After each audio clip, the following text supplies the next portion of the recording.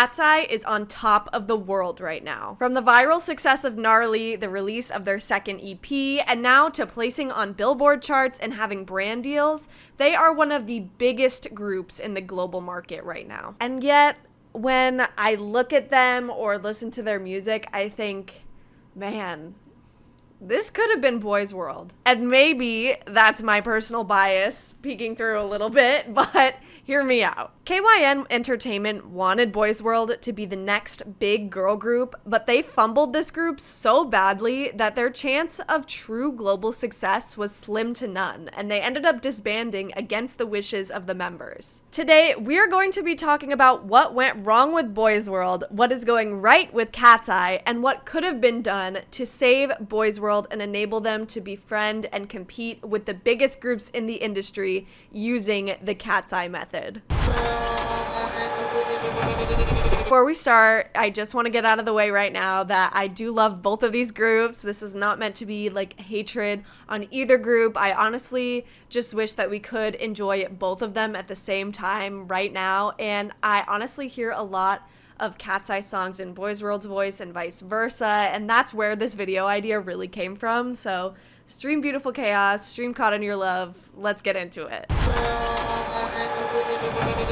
Boys World is an American girl group that debuted on October 23rd, 2020 with the single Girlfriends and would go on to release 11 more singles and 2 EPs before they announced their disbandment on July 5th, 2024. They were under KYN Entertainment, who also manages Dylan Conrique, who I think is like a TikTok person. I don't know. I'm not super familiar with her. And their company is often cited as the main reason behind Boys World's downfall. The marketing strategy KYN had for this group was just bad. Like, it was really bad. Honestly, I feel like it didn't even exist at points in time. Jasmine Zaid, popular music YouTuber and manager for another great girl group, PMX, you guys should definitely go listen to them, covered a ton of this in their video on Boys World. It is a great video and I highly recommend you watch it. I'm gonna cover some of the same things here because like I kind of have to for the sake of this video, but definitely go check out hers after this one for even more information on Boys World. So the main marketing strategy for Boys World was TikTok. They would post often, participating in trends, doing covers and harmony stacking, and of course,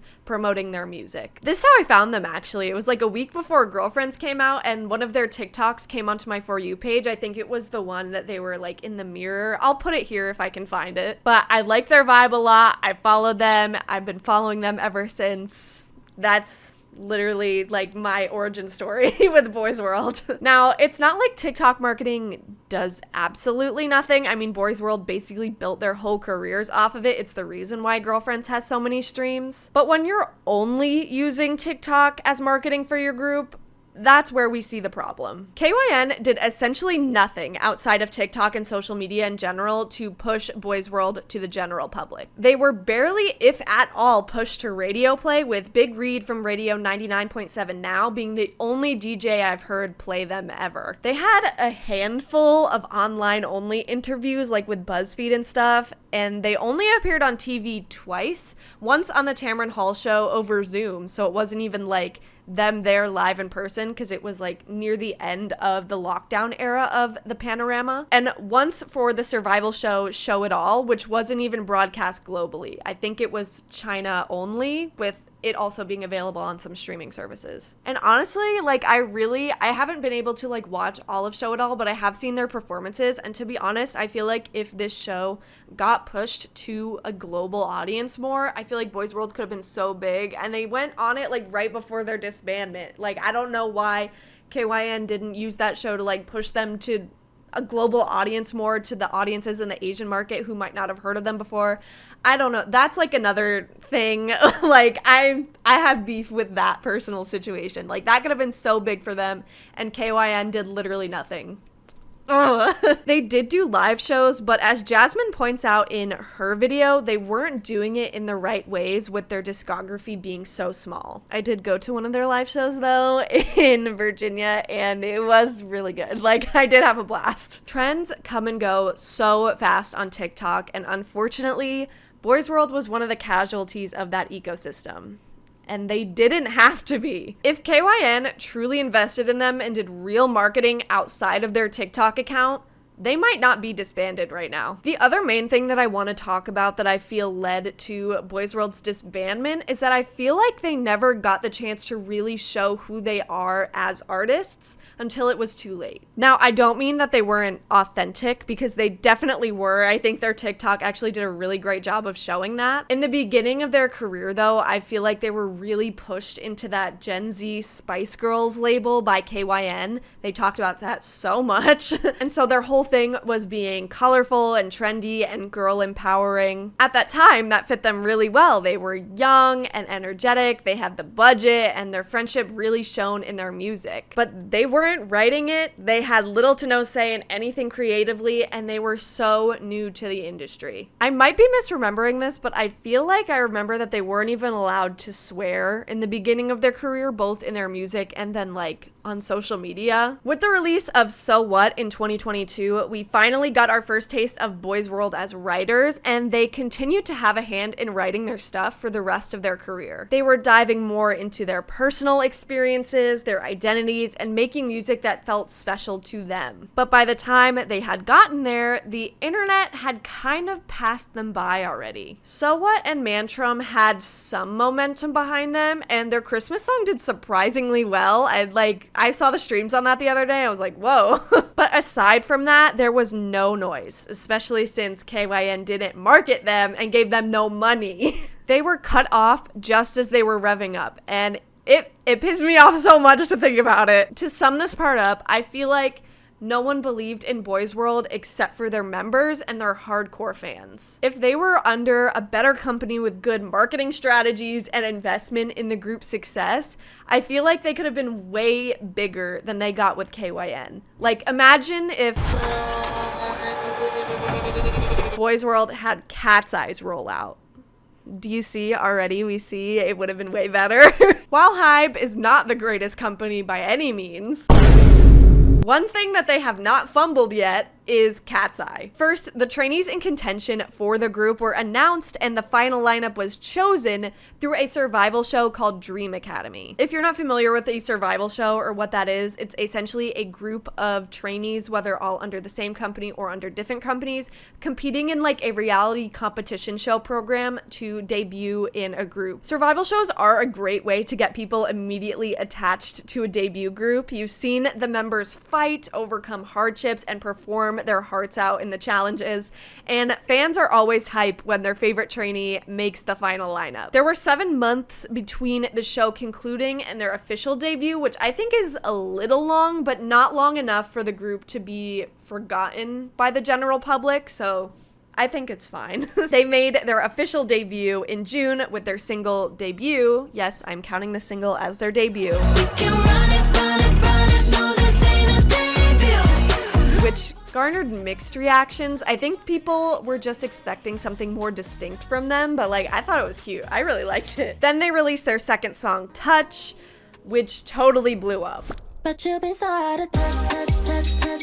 It followed the style of those repetitive choruses and magical instrumentals that are huge in K-pop right now, but adds an R&B twist that is really common in Western music to create something that both markets will love. The song sits at over 360 million streams on Spotify, and to this day is still inescapable. I hear it every day at work. It is on the playlist of the store that I work at. I literally hear it every day. Their EP, SIS, followed on August 16th, and a documentary series following the survival show Dream Academy and the formation of KATSEYE dropped on Netflix on August 21st. I have not seen this documentary yet. I want to save it for like maybe a future Patreon watch, like with people, or like a longer reaction. I don't know. If you guys would be interested in that, let me know, because I'm really interested. But I do think the documentary move was super smart, honestly. There's always a Netflix documentary series on some obscure topic that will blow up on social media for like a month. I'm thinking like Secret Lives of Mormon Wives, that kind of like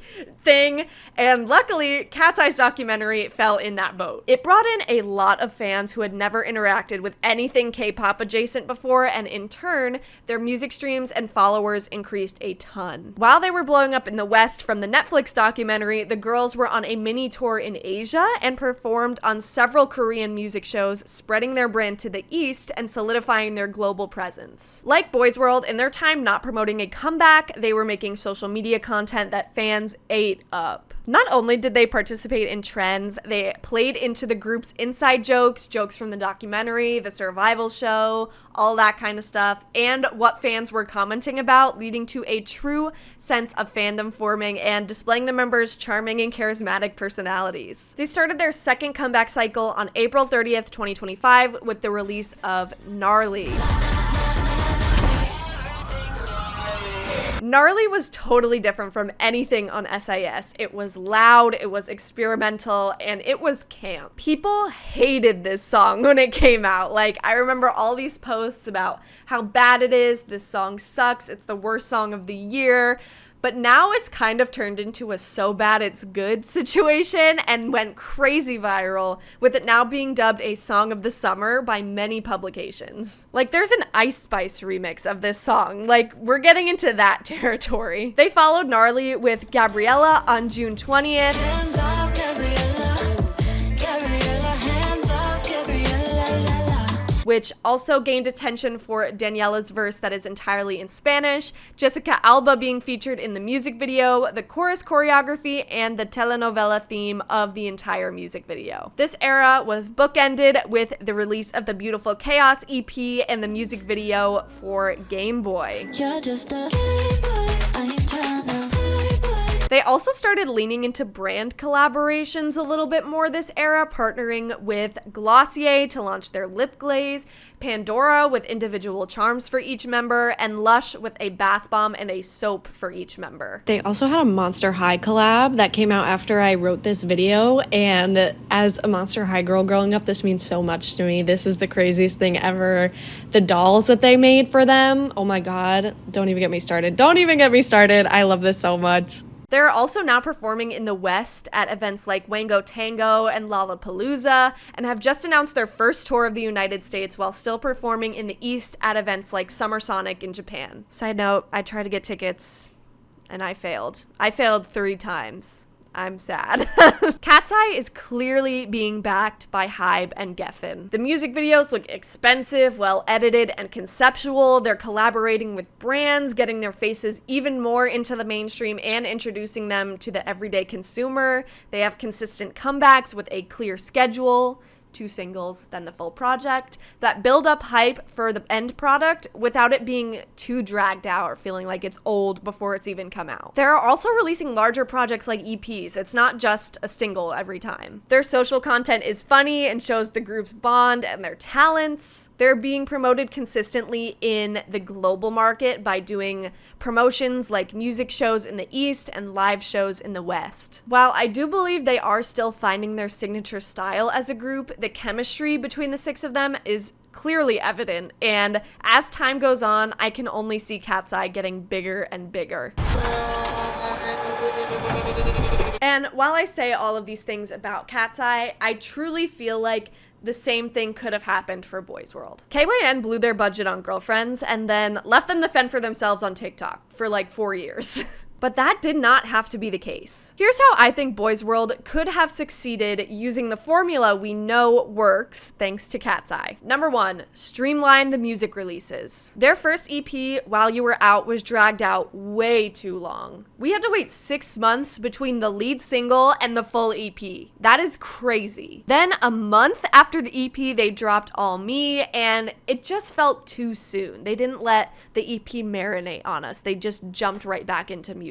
They also took a really long break in 2022, almost a full year, which killed a lot of momentum that was going for them on TikTok at the time. I think following the 1 single per month, then EP style would have really worked for them. Like the Gnarly Gabriella Beautiful Chaos rollout would have been perfect. They wouldn't have to drag out each song to oblivion on their socials, which a lot of people did complain about when they did that, and the group would just feel more organized. 2, more full-length projects. In their 4 years releasing music, Boys World only got 2 EPs and never had a full album. That is insane behavior. We definitely should have gotten a full album at some point and at least 1 EP for a year, or at least like 1.5 years. That way, they would have had enough music to sustain them on Number 3, live appearances. As their hypothetical discography grows, KYN should have booked them for more live appearances. I think they would have been great openers for a larger act at the beginning of their career. I think it would have been a great way for them to get exposure. It's not like they didn't get any live gigs under KYN. I think they did a lot of like university festivals, and they did have their own little like mini tour right at the end, but I think they could have handled it way better. Number 4. Promote in Asia or just the East in general. The girls were super successful on Show It All, with lots of positive comments on the YouTube videos that I found, and I think that truly could have launched them into the Asian girl group market. They already dance and sing like a K-pop group or a J-pop group. Why not give them a chance there too? If they're already following that formula, like, why wouldn't you give them a chance to be successful? Number 5, more brand collabs. They did have some, like with Hollister and with NYX after their disbandment, but they could have gone way further. I personally think that they would have slayed a ColourPop campaign. Number 6, push their songs to radio. Reach casual listeners by getting airplay. I truly have no idea why they didn't do this. I think it really could have helped them, especially with songs like Pina Colada and Something in the Water. If they put those on airplay in like the June, July, August season, they would have killed on the radio. And number 7, last one that I could think of, actual support from their company. Oh my god, KYN is the worst. KYN needed to budget for this group better. Make their videos look expensive. Pay for YouTube ads. Give them more promotions. Do literally the bare minimum. Again, not saying Hybe is awesome, but they are supporting KATSEYE with their whole wallet. If KYN was as supportive of Boys World as Hybe is with KATSEYE, I think Boys World could still be here today. And that is how I think Boys World could have succeeded if they used the KATSEYE formula. There are so many similarities between these groups. Both have lots of nationalities and ethnicities represented, very high skill levels in singing, acting, and dancing, make music surrounding love and girl power, and share a genuine bond between the members. I could totally see Boys World singing Debut, and I could totally see KATSEYE singing Gone Girl. I wish we could live in a world where both of these groups succeeded, but unfortunately, Boys World's case is a clear example of what happens when a company doesn't believe in their artist. When a group is managed poorly, their fan support tanks, and there is nothing you can do but watch. And it sucks. It really sucks, especially if you are a hardcore fan of the group that you are losing. But at least we have KATSEYE, who are incredible, and they don't seem to be slowing down anytime soon, so make sure you go support them. Rest in peace, Boys World. You would have bodied a gnarly cover. And that is going to be it for this video, guys. Thank you guys so much for watching this. Thank you for allowing me to take that little, like, month-long break. I guess not really little. I was just away from my filming space for a few weeks, so I literally could not film anything, but I've got a lot of stuff written, so stay tuned for that. If you guys have ideas, definitely let me know in the comments. I'm always looking, always reading them. Let me know what you guys think about this video. I think it's a little bit more like opinion based than some of my other stuff that I've done, but I'm just really passionate about Boys World. Like, girl, I'm wearing the shirt, you can't even really see on the back, but I love them so much, and I truly think that they could have been just as big, maybe a little bit smaller, because like Hybe is crazy, but like in the same realm as KATSEYE. So I wanted to make this video. If any of you guys feel similarly as me, like in this whole thing, let me know in the comments, because I feel a little crazy doing this. I want to make sure I'm not crazy. But yeah, that is all I have to say, I think. There is definitely more content coming your way.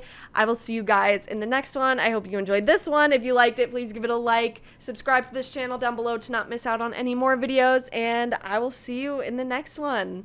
See you later.